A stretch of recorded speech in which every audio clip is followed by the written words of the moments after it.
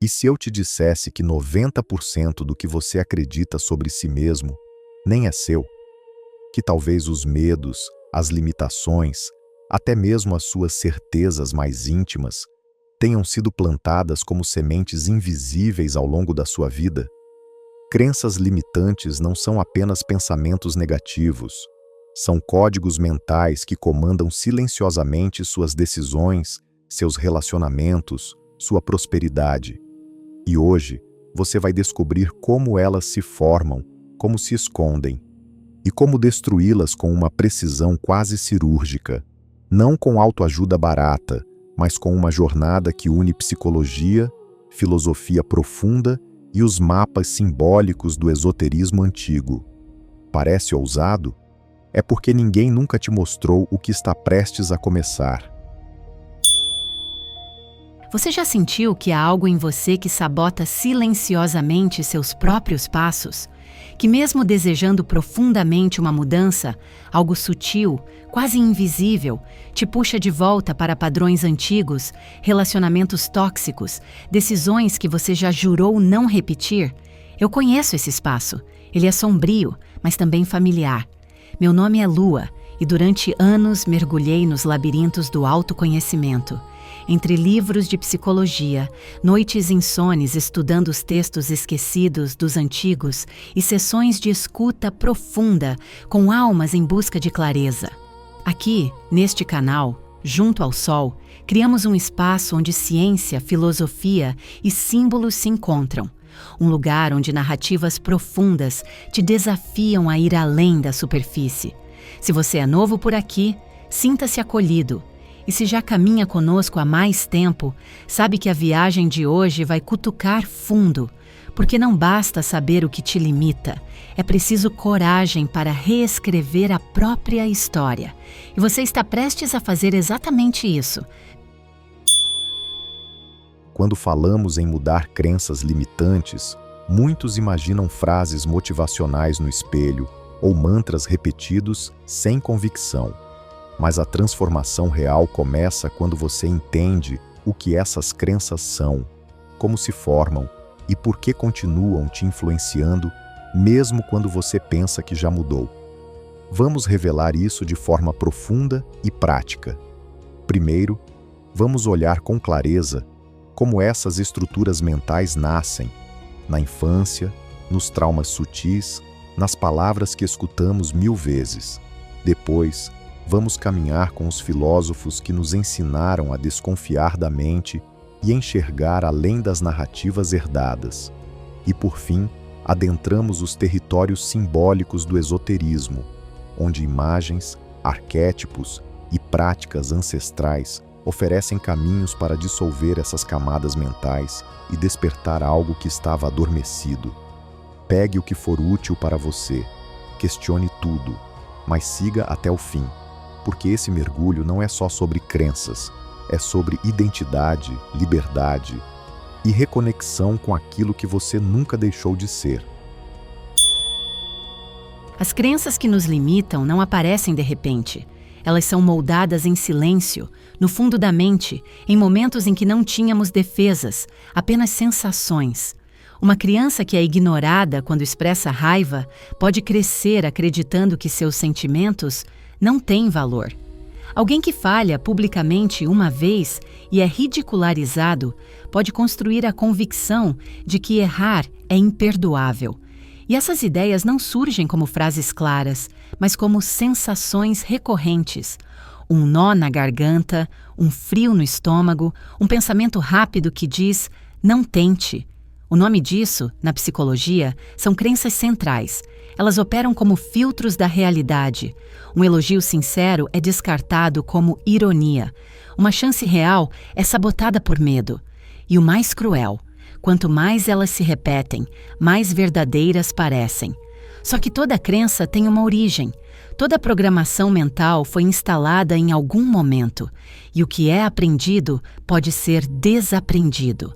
O primeiro passo é reconhecer que essas vozes internas não são você. São versões antigas, feridas, tentando te proteger da dor. Mas hoje você já tem força suficiente para escolher outra forma de ver e viver. Se entender a origem das crenças é como acender a luz num quarto escuro, identificar seus padrões no dia a dia é como encontrar as pegadas do invasor. Elas estão por toda parte, nas decisões que você adia, nas oportunidades que você recusa, nos relacionamentos que repete. Uma crença limitante não se apresenta dizendo "sou falsa". Ela aparece como uma sensação de que algo é impossível, como um pensamento súbito que diz "não é para você".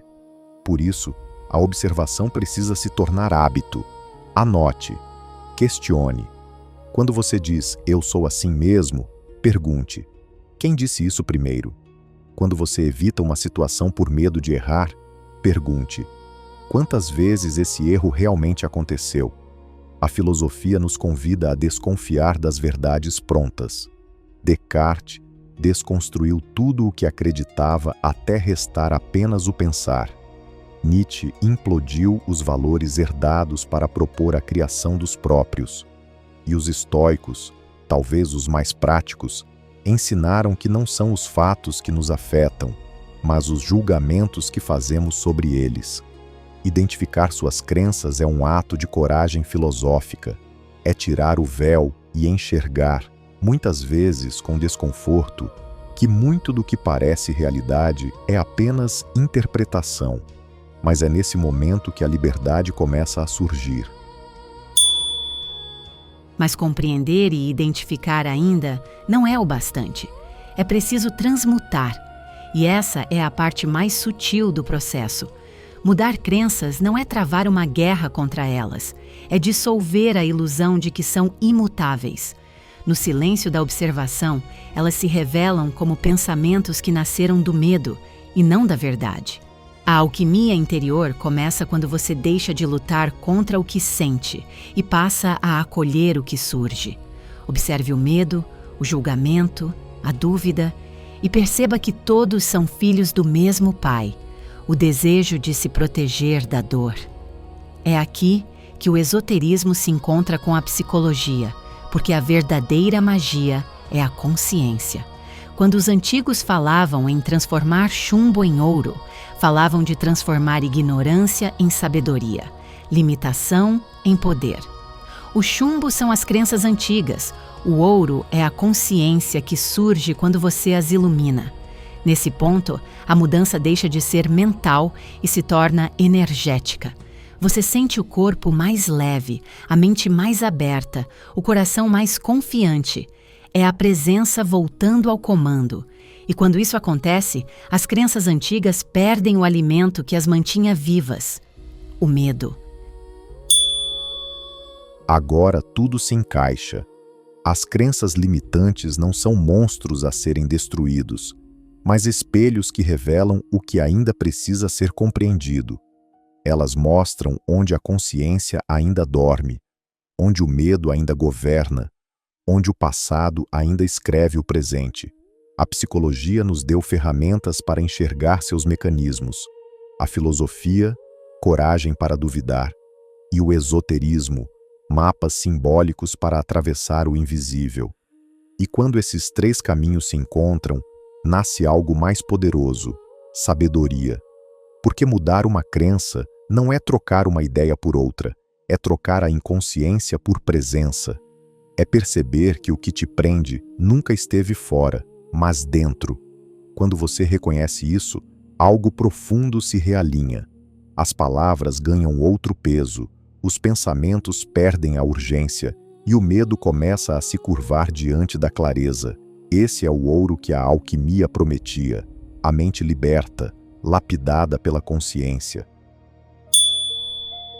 Toda transformação começa com um olhar que se volta para dentro. Quando você compreende que as crenças que te prendiam eram apenas ecos de um tempo em que você não sabia quem era, algo se reconfigura. O medo perde sua forma, o passado deixa de comandar e a vida começa a fluir com mais leveza. Essa é a essência do despertar, perceber que não há inimigo interno, apenas partes esquecidas de si que pedem luz. A filosofia te ensina a duvidar, a psicologia te ajuda a compreender e o esoterismo te convida a transmutar. Juntos, eles formam a tríade que liberta.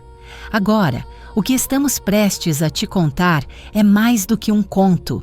É um espelho do processo que você começou aqui hoje.